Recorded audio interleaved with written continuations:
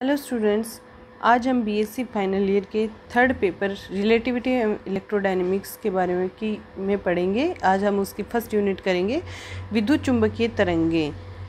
महत्वपूर्ण परिभाषाएं देख लेते हैं कि इस यूनिट में हमारे पास जो परिभाषाएं काम आएंगी वो पहली परिभाषा है विद्युत धारा। आवेशों के प्रवाह की दर को विद्युत धारा कहते हैं। ये आप 12th में पढ़ चुके हैं। I = Q/T अल्पांश वितरण के लिए इसे dQ/dt लिख देते हैं। धारा घनत्व होता है किसी एकांक क्षेत्रफल में प्रवाहित होने वाली धारा घनत्व कहलाती है। J से रिप्रेजेंट करते हैं धारा घनत्व को, इसको लिखेंगे I/A। प्रति एकांक क्षेत्रफल A को 1 कर दिया जाए तो J किसके इक्वल हो जाता है, I के, इसलिए इसकी डेफिनेशन हो जाती है प्रति एकांक क्षेत्रफल में प्रवाहित होने वाली धारा। अल्पांश हेतु J को DI/dA कर देंगे। अगर यहाँ से हम DI निकालना चाहते हैं तो DI = J_.dA और I आ जाएगा ∫J_.dA। विद्युत विभव अनंत से विद्युत क्षेत्र के किसी बिंदु तक एकांक धनावेश को लाने में किया गया कार्य। अर्थात अनंत पर अगर हमारे पास एकांक धनावेश है, उसको किसी विद्युत क्षेत्र में लाने में जो हमें कार्य करना पड़ता है उसे कहते हैं विद्युत विभव। VA - V∞, क्योंकि हम अगर विभवांतर की बात करें तो दो बिंदुओं में अंतर देखना चाह रहे हैं, तो यहाँ पर अगर V∞ की बात करें तो ये 0 हो जाता है। अनंत पर विद्युत विभव 0 होता है, इसलिए VA अपने पास आ जाता है W/Q। अब बात करते हैं विद्युत विभवांतर की। तो विद्युत विभवांतर और विद्युत विभव में यही फ़र्क है कि विद्युत विभव में एकांक धनावेश को अनंत से लाया जाता है, जबकि विद्युत विभवांतर में विद्युत क्षेत्र में किसी एकांक धनावेश को एक बिंदु से दूसरे बिंदु तक ले जाया जाता है। इस तरह से विद्युत विभवांतर की परिभाषा हो जाएगी, विद्युत क्षेत्र के किसी एक बिंदु से दूसरे बिंदु तक एकांक परीक्षण आवेश को ले जाने में किया गया कार्य। VB - VA हो जाएगा W/Q। किसी भी चालक के सिरों पर विभवांतर बनाए रखने का कार्य किसके द्वारा किया जाता है, बैटरी के द्वारा। अब बात करते हैं संधारित्र की। संधारित्र एक ऐसी डिवाइस है जो आवेशों का संग्रहण करती है, तो आवेशों के संग्रहण की युक्ति संधारित्र कहलाती है। तो C = Q/V हो जाता है। पृष्ठ आवेश घनत्व है। पृष्ठ आवेश घनत्व है एकांक क्षेत्रफल में, क्योंकि यहाँ पृष्ठ की बात की जा रही है, तो एकांक क्षेत्रफल में उपस्थित आवेश पृष्ठ आवेश घनत्व कहलाता है। Sigma = Q/A। अल्पांश के लिए ये हो जाएगा dQ/dA। आयतन आवेश घनत्व प्रति एकांक क्षेत्रफल में उपस्थित आवेश आयतन आवेश घनत्व कहलाता है। जब हम बात पृष्ठ आवेश घनत्व की करते हैं तो एकांक क्षेत्रफल की बोल देते हैं, आयतन आवेश घनत्व की करते हैं तो प्रति एकांक आयतन। ये सारी डेफिनेशन आप पहले पढ़ चुके हैं। तो रो हो जाता है Q/V, अल्पांश हेतु रो हो जाता है dQ/dV। अब बात करते हैं रेखा समाकलन लाइन इंटीग्रल की। किसी वक्र के अनुरूप सदिश क्षेत्र के समाकल को रेखा समाकलन कहते हैं। वक्र की जो बाहर की रेखा है उसके अनुरूप अगर हम सदिश क्षेत्र समाकलन लें उसके क्षेत्रफल पे, तो वह रेखा समाकलन कहलाता है। रेखा समाकलन को लाइन इंटीग्रल को गामा से रिप्रेजेंट करते हैं और ये हो जाता है लाइन इंटीग्रल ऑफ A∫dl। अब बात करते हैं पृष्ठ समाकलन की। तो पृष्ठ समाकलन किसी पृष्ठ के अनुदिश सदिश क्षेत्र के समाकलन को क्या कहते हैं, पृष्ठ समाकलन। इसमें पृष्ठ के अनुदिश होगा तो पृष्ठ समाकलन हो जाएगा integration over surface A∫dA। dA को ds वेक्टर भी लिख सकते हैं, और एक इंटीग्रल की बजाय हम दो इंटीग्रल काम में लेते हैं तो ये पृष्ठ के अनुदिश होता है। तो इसमें यहाँ नीचे S लिखने की आवश्यकता नहीं होती है। आयतन समाकलन किसी अल्पांश आयतन के अनुदिश सदिश क्षेत्र के समाकलन को आयतन समाकलन कहते हैं, आयतन समाकल कहते हैं। यहाँ से इंटीग्रेशन V हो जाएगा A∫d, और यहाँ पर एक इंटीग्रेशन की बजाय हम V ना लिख करके 3 इंटीग्रेशन भी लगा सकते हैं। अब बात करते हैं अदिश क्षेत्र की प्रवणता की। अदिश क्षेत्र में किसी अदिश राशि के अधिकतम परिवर्तन की दर को अदिश की प्रवणता कहते हैं, जो कि उसके पृष्ठ के लंबवत अधिकतम होती है। ये मैथ्स की फर्स्ट ईयर की बुक में वेक्टर में हमने पढ़ा हुआ है कि ग्रेडियंट ऑफ फाई किसके इक्वल होता है, डेल फाई के, और इस पृष्ठ के लंबवत अदिश क्षेत्र की प्रवणता क्या होती है, इस ग्रेड फाई का मान अधिकतम होता है।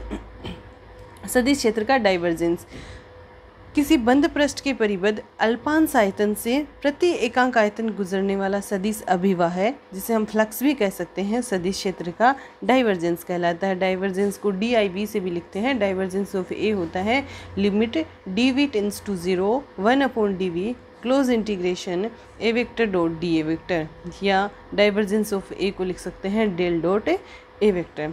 सदिश क्षेत्र का कर्ल की अगर बात करें तो किसी बंद पृष्ठ से परिबद्ध अल्पांश क्षेत्र के अनुदिश प्रति एकांक क्षेत्रफल रेखा समाकलन का अधिकतम मान सदिश क्षेत्र का क्या कहलाता है? कर्ल कहलाता है। जैसे हमने डाइवर्जेंस के लिए लिखा था मैथमेटिकल फॉर्म में, वैसे ही कर्ल ए वेक्टर हो जाएगा limit D A tends to 0 1/dA close integration C, मतलब रेखा के अनुदिश A vector dot D L vector का मैक्सिमम। तो हम कर्ल ऑफ ए वेक्टर को लिख सकते हैं limit of D A tends to 0 1/dA gamma maximum. Gamma maximum है लाइन इंटीग्रल रेखा समाकल। कार्तीय निर्देशांक पद्धति में कर्ल ऑफ ए वेक्टर को डेल क्रॉस ए वेक्टर लिख सकते हैं, और इससे पहले हमने डाइवर्जेंस ऑफ ए को लिखा था डेल डॉट ए वेक्टर, और कर्ल हो जाएगा कार्टेशियन कोऑर्डिनेट में curl of A vector is equals to del cross A vector. अब बात करते हैं गाउस के डाइवर्जेंस थ्योरम की। तो सदिश क्षेत्र का किसी बंद पृष्ठ के अनुदिश से लिए गए पृष्ठ समाकलन का मान डाइवर्जेंस के आयतन समाकल के इक्वल होता है। मतलब क्लोज इंटीग्रेशन पृष्ठ के अनुदिश A vector dot D A vector integration आयतन के अनुदिश divergence of A into D V, या close integral A vector dot D A integration over V del dot A into D V. Stoke का curl प्रमेय line integral के लिए भी होगा। यहाँ पर हमने पढ़ा था, इसमें गाउस डाइवर्जेंस थ्योरम में ये इंटीग्रल सरफेस और वॉल्यूम के बीच में है। यहाँ हम लाइन और सरफेस के बीच में पढ़ेंगे स्टोक के कर्ल थ्योरम में। स्टोक ने लाइन और सरफेस के बीच रिलेशन बताया था, लाइन इंटीग्रल और सरफेस इंटीग्रल के बीच में रिलेशन बताया था। किसी बंद पथ के अनुदिश सदिश क्षेत्र के रेखा समाकलन का मान उसके कर्ल के पृष्ठ समाकल के बराबर होता है। मतलब रेखा समाकल और पृष्ठ समाकल में रिलेशन दिया था, ये इस तरह का है। अब बात करते हैं एम्पियर के परिपथीय नियम की। किसी बंद पथ के अनुदिश चुंबकीय क्षेत्र के रेखा समाकल का मान बंद पथ द्वारा परिबद्ध क्षेत्र से गुजरने वाली धाराओं के बीजगणितीय योग के म्यू नोट के गुणन के बराबर होता है। मतलब अगर जितनी भी धाराएं उस बंद परिपथ से जा रही हैं उनका ये बीजगणितीय योग कर लो और उसे म्यू नोट से मल्टीप्लाई कर दो, ये होता है बंद पृष्ठ के अनुदिश चुंबकीय क्षेत्र का रेखा समाकलन। इसे मैथमेटिकल फॉर्म में close integration B vector dot D L vector is equals to mu naught summation I के रूप में लिख सकते हैं। इसे समाकल फॉर्म में भी लिख सकते हैं close integral B vector dot D L vector is equals to mu naught J vector integration of J vector dot D A vector. अवकल रूप में देखें तो del cross B vector is equals to mu naught J. अब बात करते हैं त्रिगुणनफल ट्राइपल product की। किन्हीं दो सदिशों के सदिश गुणनफल से प्राप्त परिणाम और परिमाण आप जानते हैं अलग अलग चीज़ें हैं। तो त्रिगुणनफल होता है किन्हीं दो सदिशों के सदिश गुणनफल से प्राप्त परिणाम को किसी तीसरे सदिश से अदिशीय या सदिशीय गुणा करने पर प्राप्त परिणाम को त्रिगुणनफल कहते हैं। अब त्रिगुणनफल दो प्रकार का होता है, अदिश और सदिश। पहले बात करते हैं अदिश त्रिगुणनफल की, जिसे बॉक्स गुणनफल भी कहते हैं। किन्हीं दो सदिशों के सदिश गुणनफल से प्राप्त परिणाम को तीसरे सदिश से अदिशीय गुणा करने पर प्राप्त परिणाम अदिश त्रिगुणनफल कहलाता है। मतलब किन्हीं दो सदिशों के बीच क्रॉस प्रोडक्ट करना है, उसके बाद में उनका किसी तीसरे सदिश से डॉट प्रोडक्ट करते हैं तो वो कहलाता है अदिश त्रिगुणनफल। और इसमें A vector dot B vector cross C vector होता है B vector dot A vector cross C vector के इक्वल। इन्हें तीनों को वामाव्रत रूप से लिखा जा सकता है। A vector dot B vector cross C vector को इस तरह बड़े ब्रैकेट में भी A vector B vector C vector से लिखकर भी रिप्रेजेंट कर सकते हैं। और इसको अगर हम मैट्रिक्स फॉर्म में लिखना चाहें, मैट्रिक्स के परिमाण फॉर्म में लिखना चाहें तो ये A vector dot B vector cross C vector का मान आता है A X A Y A Z, इसे इस तरह से लिखा जा सकता है। अब बात करते हैं सदिश त्रिगुणनफल की। सदिश त्रिगुणनफल होता है किन्हीं दो सदिशों के सदिश गुणनफल से प्राप्त परिणाम को तीसरे सदिश से सदिशीय गुणा करने पर प्राप्त परिणाम सदिश त्रिगुणनफल कहलाता है। इसे A vector cross B vector cross C vector के रूप में लिखते हैं। यहाँ बी वेक्टर और सी वेक्टर के बीच में पहले क्रॉस गुणनफल है और उनका ए वेक्टर के साथ भी क्रॉस गुणनफल है। इसके इक्वल में ये लिखे जा सकते हैं। आपने मैट्रिक्स में पहले यह पढ़ चुके हैं कि A vector cross B vector cross C vector को लिख सकते हैं B vector A vector dot C vector minus C vector A vector dot B vector. तो ये इसके दो थ्योरम हैं जो आपने मैट्रिक्स में पहले भी मैथमेटिक्स की मैट्रिक्स बुक में पढ़ी हैं। अब बात करते हैं परमाणविक ध्रुवता की। परमाणविक ध्रुवणता को अल्फा से रिप्रेजेंट करते हैं। एकांक विद्युत क्षेत्र द्वारा प्रेरित द्विध्रुव आघूर्ण का परिमाण परमाणविक ध्रुवणता कहलाता है। परमाणविक ध्रुवणता को अल्फा से रिप्रेजेंट करते हैं और इसे लिखते हैं P/E। जहाँ P है द्विध्रुव आघूर्ण का परिमाण और E है विद्युत क्षेत्र की तीव्रता। अब बात करते हैं विद्युत ध्रुवण सदिश की, जिसे कैपिटल P से लिखते हैं। एकांक आयतन में प्रेरित द्विध्रुव आघूर्ण का मान, यदि हमारा द्विध्रुव आघूर्ण एकांक आयतन में उसकी बात की जाए तो वो क्या कहलाता है, विद्युत ध्रुवण सदिश P कैपिटल P से लिखते हैं। Capital P is equals to small p upon में V। स्मॉल p है द्विध्रुव आघूर्ण का परिमाण और V है आयतन। एकांक आयतन के लिए कैपिटल P विद्युत ध्रुवण सदिश किसके इक्वल हो जाता है, द्विध्रुव आघूर्ण के। विद्युत प्रवृत्ति इकाई किसी विद्युत क्षेत्र में प्रेरित द्विध्रुव आघूर्ण का मान विद्युत क्षेत्र के समानुपाती होता है। तो ये हमारा जो द्विध्रुव आघूर्ण स्मॉल p है किसके प्रोपोर्शनल हो गया, E के। तो ध्रुवण की परिभाषा से कैपिटल P स्मॉल p के इक्वल होता है। अगर हमारा आयतन एकांक है तो यहाँ से capital P is proportional to E हो जाएगा और P आ जाएगा, हम प्रोपोर्शनल को हटा के इक्वल लिखेंगे और एक कांस्टेंट लिखेंगे साइन नोट काई E, जहाँ काई एक विमाहीन अदिश नियतांक होता है जिसे हम विद्युत प्रवृत्ति बोलते हैं, प्रावैद्युतांक। Epsilon r is equals to epsilon upon epsilon naught. Epsilon r एक परावैद्युतांक है, ये माध्यम की विद्युतशीलता और निर्वात की विद्युतशीलता का अनुपात होता है। अब बात करते हैं विद्युत क्षेत्र की तीव्रता E की। तो E को हम 12th में पढ़ चुके हैं कि E वेक्टर को हम लिखते हैं KQ अपॉन आर स्क्वायर, जहाँ K होता है 1/4 पाई एप्सिलॉन नोट। तो इसको हम F वेक्टर अपॉन में Q नोट भी लिख सकते हैं, क्योंकि F होता है Q naught upon R square.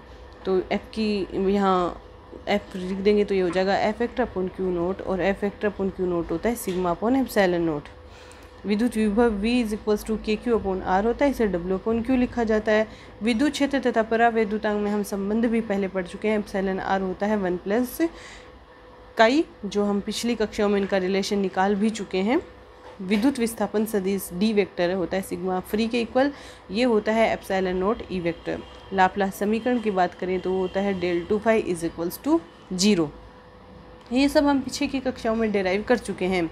Lorentz रूपांतरण alpha is equals to alpha लिखते हैं। लोरेंज रूपांतरण में कांस्टेंट आता है, जिसे अल्फा लिखो चाहे बीटा लिखो, से कोई फर्क नहीं पड़ता। वो होता है 1 अपॉन में √1 minus V square upon C square. तो यहाँ पर अगर t की बात करें तो ये होता है -v upon C square x days से। लोरेंज रूपांतरण में हम एक निर्देश तंत्र में से दूसरे निर्देश तंत्र की बात करते हैं, तो दूसरे निर्देश तंत्र में निर्देशांक एक्स डेज हो जाता है alpha x minus V T, जहाँ अल्फा की वैल्यू लिख देते हैं 1/√1 minus V square upon C square. और अगर वह एक ही दिशा में मूव कर रहा है, एक्सिस की डायरेक्शन में ही दूसरा निर्देश तंत्र गतिशील है, तो y डेस y के इक्वल होगा और z डेस z के। लेकिन लोरेंज रूपांतरण में समय नियत नहीं रहता है, तो समय भी उसमें परिवर्तित होगा और वो हो जाएगा t dash is equals to 1/√1 minus V square upon C square t minus V X upon C square. वेग के लिए अगर गैलीलियन रूपांतरण की बात करते हैं, हम वेग के लिए लोरेंज रूपांतरण की बात ना करके अभी गैलीलियन रूपांतरण देख रहे हैं, तो U dash vector is equals to होता है यू माइनस वी वेक्टर। त्वरण के लिए गैलीलियन रूपांतरण था A dash vector is equals to A vector. ये सब हम गैलीलियन रूपांतरण फर्स्ट ईयर की मैकेनिक्स की बुक में पढ़ चुके हैं। अभी जस्ट हम स्टार्टिंग में इनको रिवाइज कर रहे हैं, क्योंकि ये इस यूनिट में, इस बुक में हमारे काम आएगा रिलेटिविटी और इलेक्ट्रोडायनेमिक्स में। बल के लिए गैलीलियन रूपांतरण की बात करें तो एफ डेस वेक्टर एफ वेक्टर के ही इक्वल होता है। बल दोनों निर्देश तंत्रों में समान होता है। और स्थिति के लिए रूपांतरण की बात करें तो R dash vector is equals to R vector minus R naught vector. जब दोनों निर्देश तंत्र स्थिर रहते हैं तब R dash vector R vector minus R naught vector होता है। दोनों निर्देश तंत्र के बीच में एक पर्टिकुलर डिस्टेंस है और वो उनमें से कोई भी निर्देश तंत्र मूव नहीं कर रहा है। जब निर्देश तंत्र v से आपेक्षिक गति करता हो और तंत्र पहले शुरू में एक दूसरे के संपाती हो, उनके मूल बिंदु एक ही हो, तो आर डेस वेक्टर होता है R vector minus V vector. और जब दोनों तंत्र संपाती नहीं हो, मतलब दोनों तंत्र में से एक निर्देश तंत्र दूसरे निर्देश तंत्र से आर नोट दूरी पर हो, तो आर डेस हो जाता है R vector minus R naught vector minus V vector T. काल वृद्धि भी हम पढ़ चुके हैं फर्स्ट ईयर में। टो इज इक्वल्स टू होता है tau naught upon √1 minus V square upon C square. और सेम इसे हम लिख सकते हैं tau is equals to alpha tau naught. इसे गामा से भी रिप्रेजेंट करते हैं इस कांस्टेंट को। लंबाई में संकुचन L is equals to L naught upon में अल्फा, और अल्फा की वैल्यू रख देंगे तो एल इज इक्वल्स टू आ जाएगा L naught 1 minus V square upon में सी स्क्वायर। अब हम बात करते हैं विस्थापन धारा की। उसकी बात करने से पहले हम समांतर प्लेट संधारित्र के साथ बैटरी कुंजी संयोजित कर संधारित्र को आवेशित करते हैं। संधारित्रों के आवेशन निरावेशन की बात कर रहे हैं तो पहले संधारित्र को बैटरी और कुंजी से संयोजित कर देते हैं तो परिपथ में धारा प्रवाह उत्पन्न हो जाता है क्योंकि सर्किट कंप्लीट हो चुका है। उसी प्रकार जब संधारित्र को निरावेशित किया जाता है तो परिपथ में फिर से भी धारा का प्रवाह होता है। धारा प्रवाह परिपथ में संधारित्र के पूर्ण आवेशित होने तथा पूर्ण निरावेशित होने तक संपन्न होता है, परंतु धारा प्रवाह हेतु आवेश प्रवाह की प्रक्रिया के लिए आवश्यक है, जबकि संधारित्र के प्लेटों के मध्य निर्वात की स्थिति है। अतः प्रवाहित धारा चालन धारा नहीं होती है क्योंकि दोनों प्लेटों के मध्य निर्वात की स्थिति है। इसका मतलब यह है कि दोनों प्लेटों के मध्य तार से कनेक्ट नहीं है, उनके बीच में निर्वात है, खाली जगह, दोनों प्लेटें एक दूसरे से नियत दूरी पर हैं। इसलिए धारा का तार के द्वारा जैसे धारा का चालन होता है वैसे तो चालन हो नहीं सकता, तो प्रवाहित धारा का चालन तो नहीं हो सकता। अतः मैक्सवेल ने बताया कि एक परिवर्ती विद्युत क्षेत्र भी धारा के तुल्य होता है। वहाँ पर जो निर्वात होता है उसमें धारा में क्या होता है, परिवर्तन होता है, तो उसके विद्युत क्षेत्र में परिवर्तन होता है और परिवर्ती विद्युत क्षेत्र धारा के तुल्य होता है।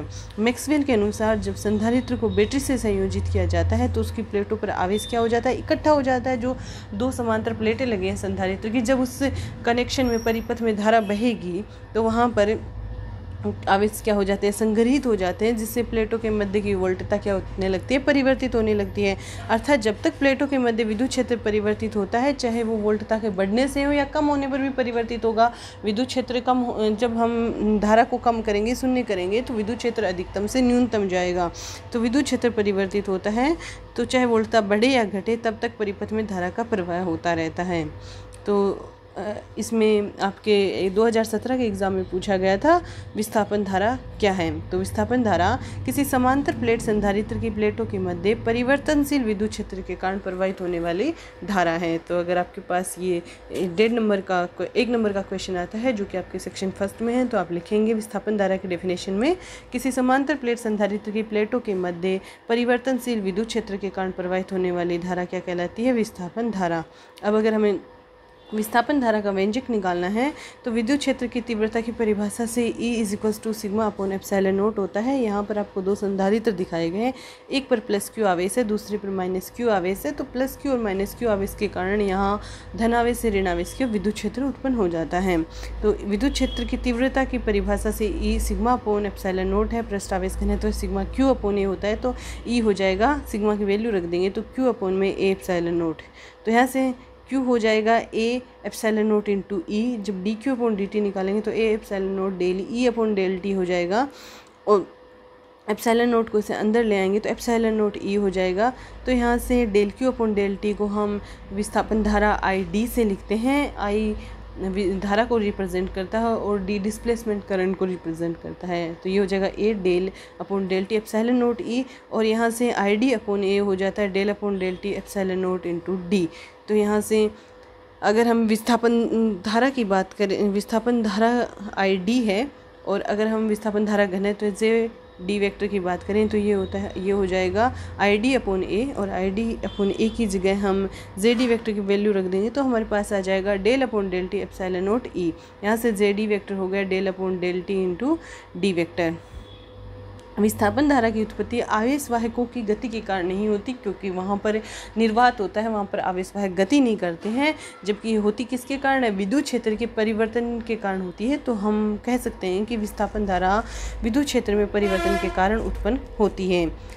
अब हमारे पास एक क्वेश्चन है जो एग्ज़ाम में मोस्टली पूछा जाता है कि दर्शाइए कि चालन धारा तथा विस्थापन धारा परिमाण में समान होती हैं, कि अगर उस जो हमारा संधारित्र है उसके बीच में निर्वात है, वहाँ निर्वात ना होकर वो वायर कनेक्ट होता तो जो चालन धारा बहती वही विस्थापन धारा के इक्वल है। ये एग्ज़ाम में आया हुआ क्वेश्चन है, तो इसे कर लेते हैं एक बार। किसी चालक में आवेशवाहकों की गति के कारण प्रवाहित होने वाली धारा अर्थात चालन धारा IC होती है del Q upon del T। ठीक है, ये हमारा हो चुका है, हमारा ये क्वेश्चन था। तो इसमें IC = हो गया डेल Q अपॉन में del T। E = sigma upon epsilon naught होता है पृष्ठ आवेश घनत्व। यहाँ से देखिए हमें प्रूव करना है, क्या प्रूव करना है, IC = ID। इसे प्रूव करने के लिए हम पहले IC लिखेंगे जो del Q upon del T है, और E होता है सिग्मा अपॉन एप्सिलॉन नॉट, जहाँ सिग्मा पृष्ठ आवेश घनत्व है जिसे Q अपॉन A के रूप में लिखते हैं। तो E हो जाएगा Q upon A epsilon not, और Q हमारे पास आ जाता है ए ई एप्सिलॉन नोट। यहाँ से del Q upon del T निकाल लेते हैं। Del Q upon del T I C के इक्वल है, जो आ जाएगा A del upon del T epsilon naught E. यहाँ से आई सी आ जाता है A del upon del T epsilon naught E. विस्थापन धारा की परिभाषा आई डी कहती है। ये 1 नंबर इक्वेशन आ चुकी है, I C A del upon del T epsilon naught E. विस्थापन धारा की परिभाषा कहती है कि आई डी जो हमने अभी निकाला है, डिस्प्लेसमेंट करंट है, वो किसके इक्वल था, A del upon del T epsilon naught E. Equation 1 और 2 को देखने से हम कह सकते हैं आई सी किसके इक्वल है, आई डी के। क्वेश्चन जो 2015 के एग्ज़ाम में आया हुआ है कि एम्पीयर का परिपथीय नियम या मैक्सवेल संशोधन क्या है। तो ये हम कर लेते हैं। पहले, किसी बंद पथ के अनुदिश चुंबकीय क्षेत्र के रेखा समाकल का मान बंद पथ द्वारा परिबद्ध क्षेत्रफल से गुजरने वाली धाराओं के बीजगणितीय योग के म्यू नोट गुणा के बराबर होता है। हम इसको पहले मैथमेटिकल फॉर्म में याद करेंगे, फिर इसकी डेफिनेशन बनाएंगे। मैथमेटिकल फॉर्म में एम्पीयर का परिपथीय नियम है close integration C B vector dot D L vector is equals to mu naught epsilon I. यहाँ पे ये close integration C B vector dot D L vector है किसी बंद पथ के अनुदिश चुंबकीय क्षेत्र का रेखा समाकल। तो ये किसके इक्वल है, यहाँ पर समेशन आई है उस बंद पथ से बहने वाली कुल धारा का बीजगणितीय योग, और म्यू नोट क्या है, कांस्टेंट है। तो इसको हम कह सकते हैं कि किसी बंद पथ के अनुदिश चुंबकीय क्षेत्र के रेखा समाकल का मान किसके इक्वल है, बंद पथ द्वारा परिबद्ध क्षेत्रफल से गुजरने वाली धाराओं के बीजगणितीय योग के म्यू नोट के गुणन के बराबर है। यहाँ पर बीजगणितीय योग है धाराओं का, तो इसको हम कुल धारा लिख सकते हैं। तो close integration C B vector dot D L vector is equals to आ जाएगा म्यू आई। समाकल रूप से इसको हम लिख सकते हैं close integration C over C मतलब रेखा के अनुदिश B vector dot D L vector is equals to mu naught. यहाँ पे धारा है, धारा को हम लिख सकते हैं को close integration over surface J vector dot D A vector. Stoke की कर्ल प्रमेय से close integration A vector dot D L vector क्या होता है, कर्ल ऑफ ए वेक्टर। तो B vector dot D L vector यहाँ हो जाएगा curl of B vector dot D A vector. तो इक्वेशन 1 में हम क्लोज, ये जो इक्वेशन ऊपर ही ऊपर हमें दिखाई दे रही है 1, इसमें हम B vector dot D L vector की वैल्यू पुट कर देंगे। तो close integration S del vector cross B vector into D A is equals to हो जाएगा mu naught close integration S J vector dot D A vector. यहाँ दोनों अवकल समाकल रूप में है, इनको जब अवकल रूप में लिखेंगे तो ये हो जाएगा del cross B vector is equals to mu naught J vector. Equation 3 का अगर हम डाइवर्जेंस लें तो डेल डॉट दोनों साइड डाइवर्जेंट कर देंगे इसका, तो डेल वेक्टर डॉट से ये मल्टीप्लाई हो जाएगा। तो लेफ्ट हैंड साइड में हमारे पास del vector cross B vector है, तो इसकी वैल्यू 0 हो जाएगी, क्योंकि del vector cross B vector del vector के परपेंडिकुलर होगा, और डेल वेक्टर को उसके परपेंडिकुलर किसी वेक्टर से मल्टीप्लाई करते हैं तो 0 आता है। तो 0 इज इक्वल्स टू हो जाएगा del vector mu naught J. हम सभी जानते हैं कि del vector dot J vector यहाँ पर क्या आ जाता है, 0 आ जाता है, क्योंकि del vector dot del vector cross B vector 0 है। तो del vector dot G vector क्या आ जाता है, 0 आ जाता है। ये इक्वेशन हमेशा इक्विलिब्रियम पर लागू होती है। समय के साथ परिवर्ती आवेश घनत्व या आवेश वितरण हेतु इस इक्वेशन का पालन नहीं होता है, क्योंकि सातत्यता की इक्वेशन जो कि हम क्वांटम मैकेनिक्स में भी पढ़ते हैं सेकेंड ईयर में, del dot J vector plus del rho upon del T is equals to 0 होता है, ना कि डेल डॉट जे वेक्टर 0 होता है। अगर ये इक्वेशन 4 सही होती तो यहाँ से del rho upon del T क्या हो जाता, 0 हो जाता, और रो क्या हो जाता है, कांस्टेंट। रो कांस्टेंट का मतलब है आवेश घनत्व क्या है, नियत है। तो अगर परिवर्ती आवेश घनत्व की हम बात करते हैं तो परिवर्ती आवेश घनत्व पर ये equation del vector dot J vector लागू नहीं होती है, अर्थात केवल स्थिर धाराओं हेतु ये इक्वेशन सही है। अतः मैक्सवेल के अनुसार परिपथ में कुल धारा घनत्व चालन धारा घनत्व के अलावा विस्थापन धारा घनत्व से भी आता है। तो कुल धारा घनत्व चालन धारा घनत्व विस्थापन धारा घनत्व का योग होता है। तो मैक्सवेल के नियम को संशोधित एम्पीयर के नियम में कन्वर्ट किया गया और डेल क्रॉस बी को म्यू नोट जे की जगह लिखा गया। म्यू नोट जे वेक्टर जो कि चालन की वजह से हैं वो जे वेक्टर प्लस विस्थापन डिस्प्लेसमेंट की वजह से जे वेक्टर। तो डेल क्रॉस बी वेक्टर आ गया mu naught J vector plus J D vector. उपरोक्त इक्वेशन का डाइवर्जेंस लेने पर सेम अब हम वही रिपीट करके देखते हैं। तो हमारे पास ये आ जाता है del cross B vector is equals to del dot mu naught J vector plus J A vector. यहाँ से लेफ्ट साइड वाला पोर्शन 0 हो जाता है, तो 0 is equals to mu naught del J vector plus J D vector. तो यहाँ से divergence of J vector plus J D vector 0 हो जाता है। तो यहाँ से हमारे पास del J vector is equals to minus del of J D vector आ जाता है। जे डी की वैल्यू रख देते हैं डेल डी वेक्टर अपॉन में डेल टी, यहाँ से डेल जे वेक्टर आ जाएगा minus del dot del upon del T epsilon naught E vector. तो इस डेल डाइवर्जेंस को अंदर ले जाते हैं तो del dot J vector is equals to minus del upon del T epsilon naught del dot E आ जाता है। गाउस के स्थिर वैद्युतिकी नियम के अवकल फॉर्म से हमें पता है कि डेल डॉट ई वेक्टर होता है रो अपॉन एप्सिलॉन नॉट, इसकी वैल्यू हम रख देंगे तो डेल डॉट जे वेक्टर आ जाता है minus del rho upon del T. तो del rho upon del T को हम लेफ्ट हैंड साइड में ले जाएंगे तो del dot J vector plus del rho upon del T is equals to 0 हो जाता है, और जो कि हमारी सातत्यता की इक्वेशन है। अतः मैक्सवेल का संशोधित एम्पियर नियम जो कि ये है सही है। Del cross B is equals to mu naught J vector plus J D vector, जहाँ पे अगर हम बी वेक्टर हमारा विद्युत क्षेत्र है, सॉरी बी वेक्टर हमारा चुंबकीय क्षेत्र की तीव्रता है, तो चुंबकीय क्षेत्र की तीव्रता को हम लिख सकते हैं। अगर इसे हम म्यू नोट को बी वेक्टर के नीचे ले आएँ तो B vector dot del cross B vector upon में mu naught is equals to J C vector plus J D vector हो जाता है, और डेल क्रॉस एच वेक्टर हो जाता है जे C vector plus J D vector. ये थी विस्थापन धारा की कहानी। अब हम विस्थापन धारा की कुछ विशेषताएं देखेंगे। सामान्यतः विस्थापन धारा का मान चालन धारा की उपस्थिति में नगण्य होता है। अगर चालन धारा वहाँ से है तो विस्थापन धारा क्या होती है, नगण्य होती है, निग्लिजिबल होती है, इसलिए इसको कंसिडर नहीं किया जाता है। विस्थापन धारा विद्युत क्षेत्र के समय के साथ परिवर्तन से उत्पन्न होती है। हमने देखा del E upon del T से उत्पन्न होती है, अर्थात एक परिवर्ती विद्युत क्षेत्र की धारा के तुल्य होती है। अगर विद्युत क्षेत्र परिवर्ती नहीं होता तो वह विस्थापन धारा नहीं होती है, चालन धारा होती है। तीसरा पॉइंट है विस्थापन धारा आवेश वाहकों की गति के कारण प्रवाहित नहीं होती है। अगर आवेश वाहकों की गति है तो वहाँ चालन धारा होती है। विस्थापन धारा चुंबकीय क्षेत्र व विद्युत क्षेत्र के मध्य संबंध स्थापित करने हेतु काम में ली जाती है। ठीक है, तो ये था विस्थापन धारा, और ये हमारी फर्स्ट यूनिट का एक पार्ट कंप्लीट होता है। नेक्स्ट पार्ट हम अगले वीडियो में करेंगे।